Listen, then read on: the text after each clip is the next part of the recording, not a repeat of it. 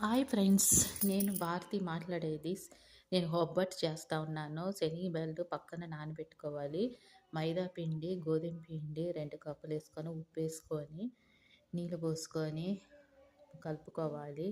లూజుగా కలుపుకోవాలి. చపాతీ పిండి మాదిరి కాదు, పూరీ పిండి మాదిరి కాదు.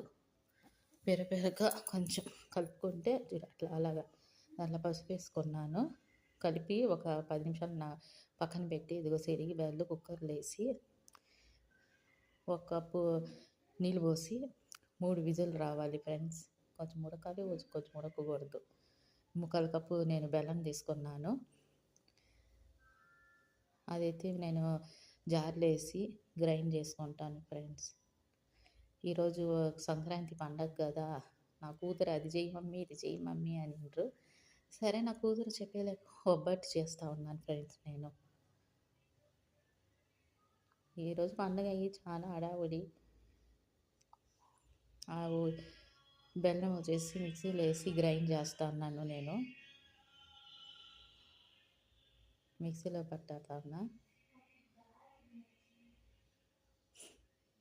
ఇంకా బేలన్ నీళ్ళు ఉన్నాయి కదా, ఆ బేలన్ నీళ్ళు పోసుకున్నాను. కొంచెం ఒక 1/4 కప్పు, కొంచెం అయితే చాలు. అది ఏలక్కలు 2 కట్ చేసుకొని వేసుకుంటే ఇంకా బాగుంటుంది ఫ్లేవర్ ఫ్రెండ్స్.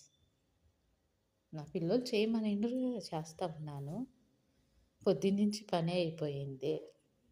అదే ఆ పిండి వచ్చి గ్రైండ్ చేసుకున్నాను కదా, శనగపిండి, అదే శనగబెల్ల పిండి, దాని లోపల వేసి బాగా కలపాలి. అది గట్టిగా రావాలి. గట్టిగా వచ్చే వరకు మనము బాగా కలపాలి ఫ్రెండ్.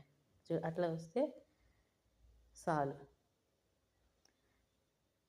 ఆ నెయ్యి ఉంది, ఆ నెయ్యి వేయాలి. 1 స్పూన్ వేస్తే చాలు. పొద్దున్నుంచి పని అయిపోయింది ఫ్రెండ్స్ నాకు. అదిగో నా కూతురు తట్టా ఉంది. నా కూతురు పిండి తీసుకొనింది.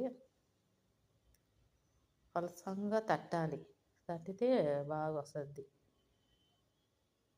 నా కూతురు తనుశ్రీ అనేసి.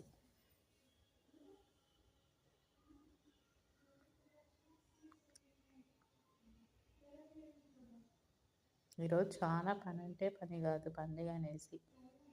దేవుడు రూములకు పోవాలి. నిన్నే కడిగినాను పిత్తల సామాన్లు, అయినా కూడా పని ఉంటుంది కదా. వీళ్ళంతా హెల్ప్ చేసిండ్రు నా పిల్లలు. మమ్మీ నేను చేస్తాను అనింది. సరేలే చెయ్యి అన్నాను.